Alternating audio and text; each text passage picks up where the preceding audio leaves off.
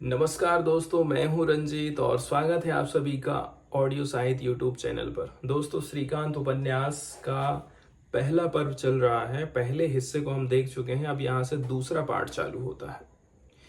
तो कई पलों में ही घने अंधेरे में आगे और पीछे सब कुछ लिप पुत कर एकाकार हो गया है। रही सिर्फ दाईं और बाईं सीमाओं तक फैली हुई विपुल उफनती जलधारा और उसी पर तेजी से तिरती हुई ये छोटी सी डोंगी और दो किशोर बालक।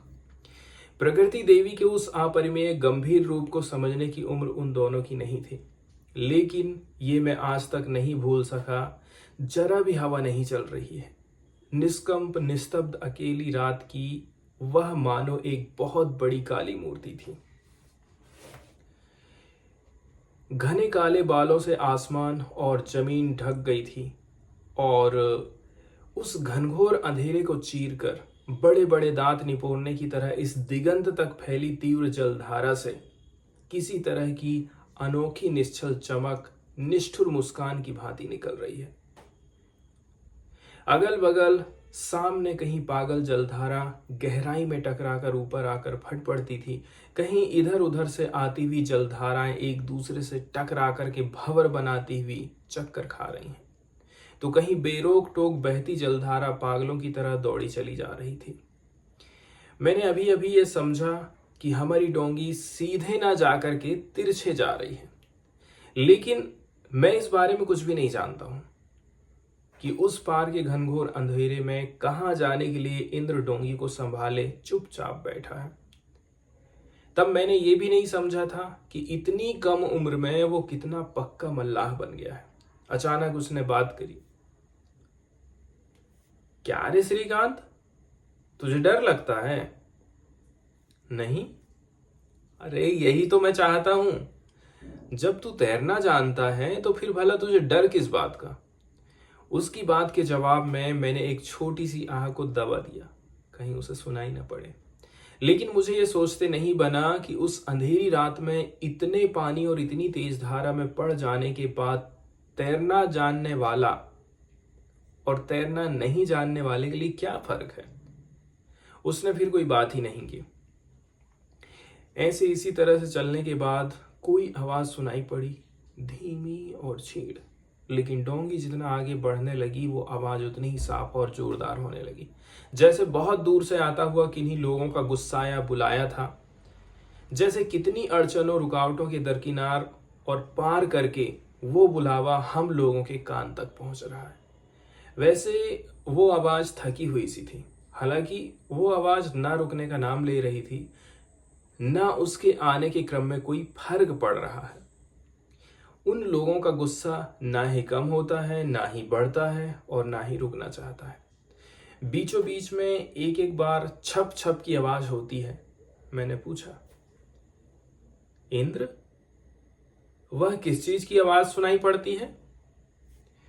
उसने डोंगी का मुंह जरा सा सीधा कर दिया और बोला,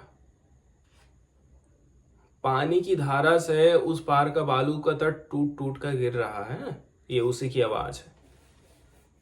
कितना बड़ा तट है और कितनी तेज धारा है।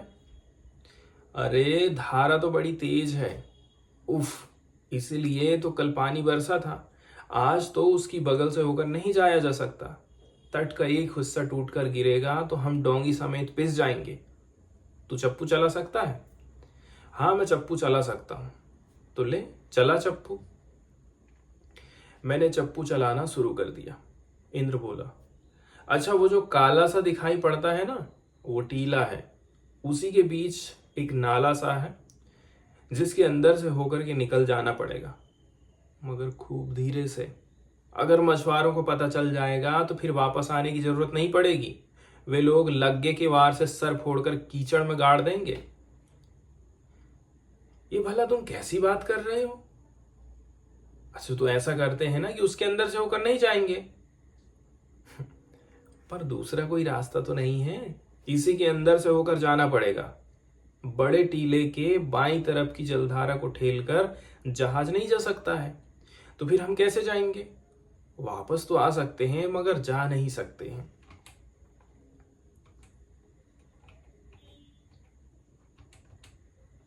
तो फिर मछलियां चुराने की जरूरत नहीं है। ये कहकर मैंने चप्पू उठा लिया। पलक झपकते ही डोंगी चक्कर खा करके पीछे चले गई। इंद्र विरक्त होकर फुसफुसाया, डांट उठा, तो फिर तू आया क्यों? चल, मैं तुझे वापस छोड़ आता हूं, कायर कहीं का। तब मैंने 14वां पार करके 15वें में कदम रखा था। मुझे कायर कहता है? मैंने चप्पुओं को छपाक से पानी में डाल दिया और जी जान से उनको चलाने लगा। इंद्र खुश होकर बोला, यही तो मैं चाहता हूं, मगर चप्पू धीरे धीरे चला, वे साले बड़े पाजी हैं। मैं झाऊ के जंगल की बगल से मकई के खेतों के अंदर से होकर डोंगी को ऐसे निकाल ले जाऊंगा कि सालों को पता भी नहीं चलेगा। फिर वो तनिक मुस्कुरा करके बोला, और पता चलेगा तो क्या होगा? मुझे पकड़ना आसान है क्या? देख श्रीकांत, डरने की कोई बात नहीं है। उन सालों के पास 4 डोंगियां तो हैं, लेकिन अगर तुझे लगे ना कि तू घिर गया है, अब भागने की गुंजाइश नहीं है। छपाक से पानी में कूद जाना और एक डुबकी में जितने दूर तक जा सके चला जाना और उसके बाद निकल जाना। इतना करने से काम चल जाएगा। इस अंधेरे में देखने की कोई गुंजाइश नहीं है।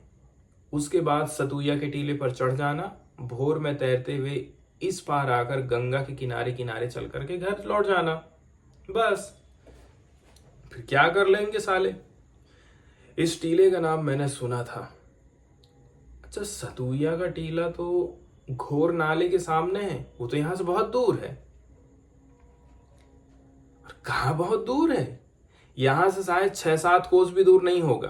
तैरते तैरते हाथ थक जाए तो चित्त होकर के सुस्ता लेना। इसके अलावा मुर्दा जलाने के काम में इस्तेमाल किए गए बहुत से बड़े बड़े लकड़ी के कुंदे तिरते हुए तुझे दिखाई पड़ेंगे। अपना बचाव करने का जो सीधा तरीका उसने उसे बता दिया, उसमें प्रतिवाद करने की कोई बात नहीं है। इस अंधेरी रात में दिशाओं का कोई अता पता नहीं चलता है। भंवरों वाली गहरी तीखी जलधारा में 7 कोस तैरता हुआ जाकर भोर के लिए इंतजार करना है। इसके बीच और इस तरफ के तट पर चढ़ने की गुंजाइश नहीं है। 10-15 हाथ खड़ा ऊंचा बालू का तट सर पर टूट पड़ता। इसी तरफ गंगा का तट टूट टूट कर गिरता था। इसी वजह से जलधारा अर्धवृत्त बनाकर के दौड़ती हुई चली जा रही है। उसकी बात को मैंने अच्छी तरह नहीं समझा था, तो अब मैं तो उसकी बात को अच्छी तरह से समझा नहीं। इसी वजह से मेरा वीर हृदय सिकुड़कर रत्ती भर हो गया था। थोड़ी देर तक चप्पू चलाने के बाद मैंने कहा, मगर हमारी डोंगी का क्या होगा फिर? इंद्र बोला, अरे उस दिन तो मैं ठीक इसी तरह से भागा था। उसके अगले दिन आकर मैं अपनी डोंगी उन लोगों से छीन ले गया।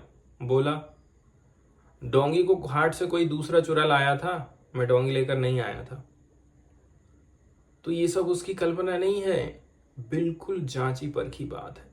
क्रमशः डोंगी खाई के सामने आई तो दिखाई पड़ा कतारों में मछुआरों की डोंगी खाई के मुंह पर बंधी हुई है। दिए टिमटिमा रहे हैं। 2 टीलों के बीच की ये जलधारा नाले की नाई की भांति घूम रही है। घूमकर हम उसके दूसरे पार जा उपस्थित हुए। उस जगह पानी के वेग से बहुत सारे मुहाने जैसे बन गए हैं और सब के सब मुहानों को जंगली झाऊ के पेड़ों ने एक को दूसरे से उछल करके रखा। उनमें से एक के अंदर से होकर के थोड़ी देर तक डोंगी खेने के बाद नाले के बीच पड़े। मछुआरों की डोंगी तब बहुत दूर पर काली काली झाड़ियों की मानिंद दिख रही थी। और भी थोड़ी दूर आगे बढ़ने के बाद हम लोग अपने गंतव्य स्थान पर पहुंच गए। इस प्रकार से अभी हम पहुंचे हैं अपने गंतव्य पर। तो थोड़ा सा चलने के बाद कोई आवाज सुनाई पड़ी, धीमी और तीक्ष्ण, लेकिन डोंगी जितना आगे बढ़ने पर ये आवाज उतनी ही साफ और जोरदार होने लगी थी। ठीक,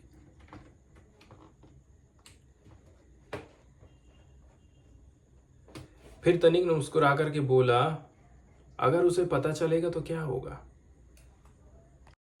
मछुआरों ने यह सोच करके कि उनकी देवता नाले के सिंहद्वार को अगोर रहे हैं, इस जगह पर पहरा नहीं रखा था। इसे महाजाल कहते हैं।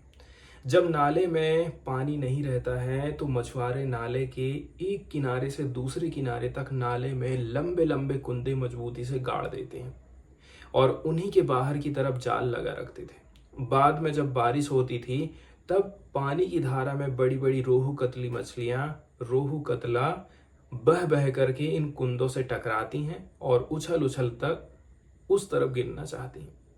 नतीजतन रस्सी के जाल में वो फंस जाती हैं।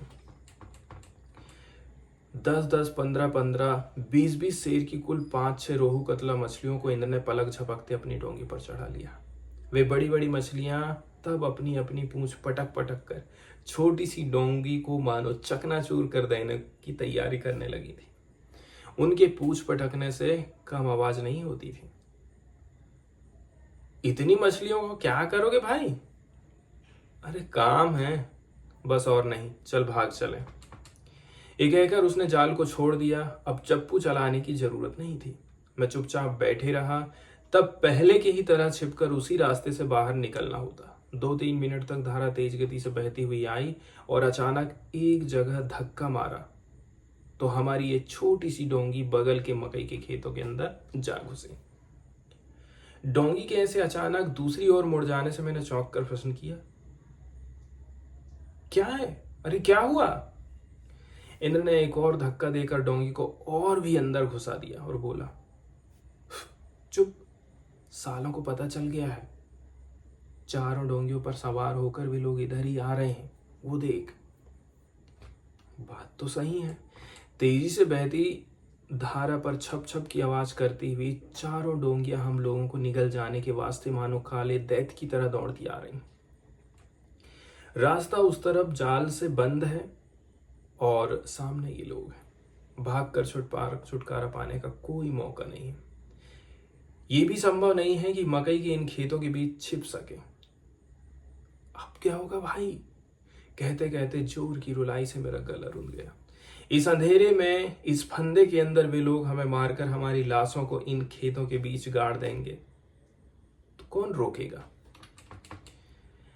इसके पहले 5-6 दिन इंद्र इस करतूत को कि चोरी करना सबसे बड़ा हुनर है, सबूतों के साथ साबित करके बेरोक टोक मछली चुरा कर ले गया था। अब तक वो पकड़ा जाते जाते बचा है, लेकिन आज क्या होगा? उसने एक बार मुंह से कहा, अरे डरने की कोई बात नहीं है, लेकिन उसकी आवाज जैसे कांप गई। लेकिन वो सब नहीं, जी जान से लगातार डोंगी को लग्गे से धकेलता हुआ अंदर छिपाने की कोशिश करने लगा। टीले में पानी भर गया है और उसके ऊपर 8-8, 10-10 हाथ लंबे मकई और ज्वार के पौधे हैं। अंदर हम दो चोर हैं। कहीं छाती भर पानी है तो कहीं कमर भर, तो कहीं घुटनों के ऊपर। ऊपर घना अंधेरा है, आगे पीछे दाएं बाएं घना जंगल है। लग्गे कीचड़ में धंसने लगे हैं। डोंगी अब एक हाथ भी आगे नहीं बढ़ सकती है। पीछे से मछुआरों की अस्पष्ट बातचीत कानों में आ रही है, लेकिन इसमें जरा भी शक नहीं है कि वे लोग एक संदेह करके आ रहे थे और तब भी ढूंढते फिर रहे हैं। सहसा डोंगी एक और झुकी और फिर सीधी हो गई। गौर से देखता हूं, मैं अकेला बैठा हूं। इंद्र नदारद है। मैंने डरते हुए पूछा, इंद्र? 5-6 हाथ दूर जंगल के अंदर से आवाज आई, मैं नीचे हूं। अरे तुम नीचे क्यों हो? डोंगी को खींचकर निकालना होगा, मेरी कमर से रस्सी बंधी हुई है। अरे डोंगी को खींचकर कहां निकालोगे? वो उस गंगा में, थोड़ी दूर जा सकेंगे तो बड़ी गंगा पड़ेगी। उसकी बात सुनकर मैं चुप हो गया। हम क्रमशः धीरे धीरे आगे बढ़ने लगे। अचानक कुछ दूर तक जंगल के अंदर कनस्तर बजाने और बांस के फट्टे पीटने की फटफट की आवाज सुनाई पड़ी। मैं फिर चौंक पड़ा। ये कैसी आवाज सुनाई पड़ रही भाई? अरे किसान मचान पर बैठकर जंगली सुअरों को भगा रहे हैं। जंगली सुअर? कहाँ है वे? अब मैं कैसे बताऊं? मुझे क्या वे दिखाई पड़ रहे हैं? होंगे कहीं ना कहीं। उसका जवाब सुनकर मैं स्तब्ध हो गया। सोचा आज सुबह मैं किसका मुंह देखकर उठा था। इसमें भला कौन सी अजीब बात है? आज ही शाम को मैं कमरे के अंदर बाघ के हाथों पड़ा था और अब इस जंगल में जंगली सुअरों के हाथ पड़ूंगा। फिर भी मैं तो डोंगी पर बैठा हूं, लेकिन इंद्र तो छाती भर कीचड़ और पानी के बीच जंगल के अंदर है। उससे एक कदम भी टस से मस होने का उपाय नहीं है। उसी तरह से 15 मिनट गुजर गए हैं। मैं और एक चीज देख रहा था। प्राय ही मैं देख रहा हूं कि करीब करीब एक एक ज्वार और मकई के पौधे की फुनगी जोर से हिल उठती है और छप छप की आवाज हो रही है। एक फुनगी तो प्राय मेरे हाथ के करीब ही थी। सशंकित होकर मैंने उधर इंद्र का ध्यान आकर्षित किया। भले ही बड़ा सुअर ना हो तो भी कहीं बच्चा बच्चा तो नहीं है। इंद्र ने बेहद सहज ढंग से कहा, अरे कोई खास बात नहीं है, सांप फुनगियों में लिपटे रहते हैं, डरकर पानी में कूदते हैं। फिर कहते हैं सांप है। सिहर कर मैं डोंगी में सिकुड़ करके बैठ गया। कौन से सांप है भाई? अरे हर तरह के सांप है, जैसे ढोंड, बोंडा, गेहुअन, करेत, सब पानी में बहकर आते हैं और पेड़ पौधे से लिपट जाते हैं। तू देखता नहीं है? कहीं मैदान दिखाई पड़ता है? हाँ, सो तो देख रहा हूं, कहीं मैदान नहीं दिख पड़ता है, मगर डर के मारे मेरे रोंगटे खड़े हो गए। लेकिन इंद्र ने इसकी कोई परवाह नहीं करी। वो अपना काम करते करते कहने लगा, अरे ये सांप नहीं काटते हैं, ये बेचारे खुद ही डर के मारे मरे जा रहे हैं। 2-3 तो मेरे पांव से सटकर भागे, पर कुछ तो बड़े बड़े होते हैं, वे बोंडा डोंड होंगे शायद। ठीक है, और अगर वे काट ही लेंगे तो भला मैं क्या कर सकता हूं? एक न एक दिन तो मरना ही पड़ेगा भाई। ऐसे और भी कितना कुछ मृदु स्वाभाविक आवाज में वो कहते रहा। मैं कुछ मेरे कानों में पहुंचा और कुछ नहीं पहुंचा। मैं चुपचाप निस्तब्ध की भांति सुन्न होकर एक जगह एक ढंग से बैठे रहा। सांस लेने में भी जैसे डर लगता है अगर कोई सांप छपाक से डोंगी पर गिर गया तो। लेकिन सो जाए चाहे जो भी हो, वो व्यक्ति क्या था? आदमी था? देवता था? पिशाच था? कौन था वह? किसके साथ मैं इस जंगल के अंदर घूम रहा था? अगर वो आदमी होता तो क्या वह ये नहीं जानता था कि इस दुनिया में डर नाम की कोई चीज है? क्या उसका कलेजा पत्थर का बना था? क्या उसका कलेजा हमारे कलेजे की तरह सिकुड़ता फैलता नहीं था? लेकिन जिस दिन मैदान से सब भाग गए और वो बिल्कुल अपरिचित मुझे बेरोक टोक बाहर निकालने के लिए अकेले दुश्मनों के बीच घुसा था, उस दिन पत्थर के अंदर क्या दया माया भी समाई हुई थी? और आज तमाम मुसीबतों को बारीकी से समझ बूझकर चुपचाप बेझिझक दिल से इस भयानक मौत के मुंह में उतर करके खड़ा हो गया। एक बार मुंह से एक अनुरोध तक नहीं किया कि श्रीकांत तू एक बार उतर जा। वो तो जबरन मुझे उतार कर डोंगी खींच सकता था। ये तो सिर्फ खेल नहीं है ना? जिंदगी और मौत के आमने सामने खड़ा होकर ऐसा स्वार्थ त्याग इस उम्र में कितने लोगों ने किया होगा। उसने तो बिना किसी टीम टाम के मामूली ढंग से कहा था, एक न एक दिन तो मरना ही पड़ेगा। ऐसी खरी बात कहते कितने आदमियों को देखा जा सकता है। ये सच है कि वही मुझे इस मुसीबत में खींच लाया था, लेकिन सो जो भी हो, उसके इतने बड़े स्वार्थ को मैं इस जन्म में कैसे भूलूंगा? कैसे भूलूं जिसके दिल के अंदर से बिना मांगे इतना बड़ा दान इतनी आसानी से बाहर निकल आया? उस दिल को किसने किस चीज से बनाया था? उसके बाद कितने वक्त, कितने सुख दुख के अंदर से होकर मैं आज इस बुढ़ापे पे आ पहुंचा हूं। कितने देश, कितने प्रांतरों, कितने नद नदियों, पहाड़ पर्वत, जंगल को मैंने छान मारा। कितने तरह के आदमी मेरी इन आंखों के सामने से गुजरे हैं, लेकिन इतना बड़ा उदार व्यक्ति तो और कभी दिखाई नहीं पड़ा था। मगर वो अब नहीं रहा। अचानक एक दिन बुलबुले की भांति शून्य में विलीन हो गया। आज याद आने की वजह से इन दोनों सूखी आंखों में पानी भर आता है। सिर्फ एक विफल अभियान दिल की गहराई में आलोकित करके ऊपर की तरफ उमड़ते आ रहा है। सिरजनहार, इस अद्भुत अलौकिक वस्तु को तुमने रचकर भला क्यों भेज दिया? और आखिर क्यों उसे ऐसे बेकार करके वापस बुला लिया? बड़े दुख से मेरा ये अधीर मन आज बार बार यही सवाल करता है, भगवान तुमने अपने अकूत भंडार से ढेरों रुपए, पैसे, धन दौलत, सूझबूझ देते मैं देख रहा हूं, लेकिन इतना उदार व्यक्ति आज तक तुम भला कितने दे सके? खैर रहने दीजिए। मैं ये समझ रहा था कि जलधारा का शोर क्रमशः नजदीक आते जा रहा है, इसलिए बिना कोई सवाल किए ही मैंने ये समझ लिया कि इसी जंगल के बीच वो तेज जलधारा है जिसे पार करके स्टीमर नहीं जा सकता है, और वही धारा बह रही है।